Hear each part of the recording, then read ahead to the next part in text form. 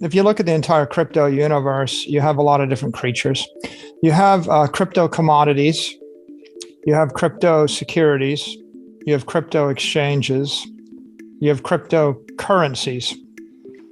And then you have a set of applications and protocols that interlace with all of these instruments. And what you have is a bunch of people in the ecosystem that don't necessarily understand or have the information to make the best decisions.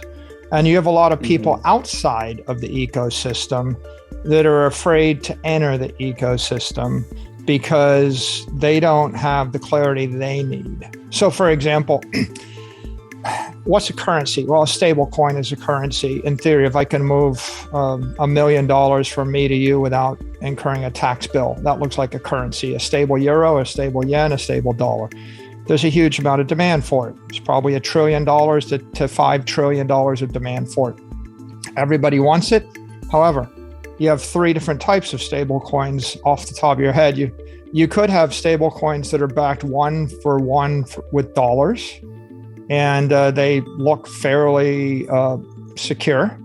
You could have if you saw $10 billion of that stable coin with $10 billion of currency equivalents backing it, or cash equivalents backing it, then that's something that you probably could trust and put a lot of weight on.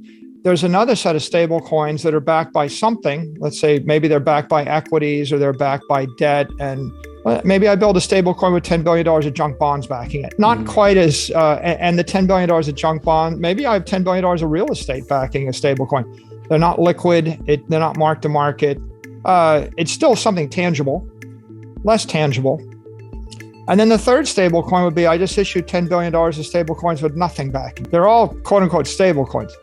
But one of them, like UST, collapsed to zero because it literally didn't have anything backing it, or maybe the backing was 5%. It might have been back 5 or 10%. I don't think they had $18 billion worth of cash equivalents, so they probably didn't have $18 billion of real estate or junk bonds backing when they got to $18 billion. They had $18 billion worth of Luna, right?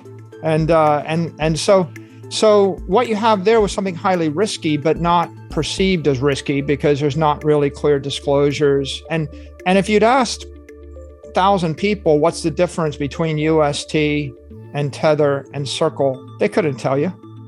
But that would be the three examples, right? Sort of Tether's in the middle, Circle's on one extreme, UST's on the other side. So this crash is going to cause a lot of clarity to form there. First, the community is getting educated, right? I bet you everybody in the crypto community today knows the difference between a dollar in the bank and UST. And I bet you they have an intelligent conversation about the difference between Circle and UST and the business model of the two. And we saw last week, Tether had to redeem billions and billions of dollars of Tether. And they could, right? So they could. But if you'd actually tried to redeem $7 billion of UST in a couple of days, well, people tried to do that and they couldn't. So I think the industry got educated, but also I think that there's a lot of people that would like to issue stable coins, like Caitlin Long's bank would like to issue stable coins.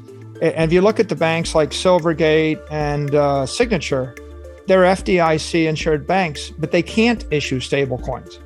So, and if you look at JP Morgan and Goldman Sachs and Citigroup, they can't issue stablecoin. Now, if you roll the clock back 6 months, the president's working group put out a memo on stablecoins. And when they put out the memo, they said, we'd like for FDIC institutions to issue stablecoin. Now, putting aside whether you agree with that or not, there's been a regulatory deadlock on Capitol Hill because in the 6 months after they put out that memo saying they think that banks should issue stablecoins, no bank issued a stablecoin. And that's because the president's working group memo said, well, Congress should pass the law making this clear. And until then, we'll think of it this way. So the banks are waiting for Congress to pass the law. Congress didn't pass the law. And all the way up until last month, there's really no clear consensus to move on this. And we didn't expect any clear legislation or regulation before 2023 or 2024. So I think that if we just take the example of stable coins, that crypto crash and the UST crash has simultaneously educated the existing crypto market and all the investors.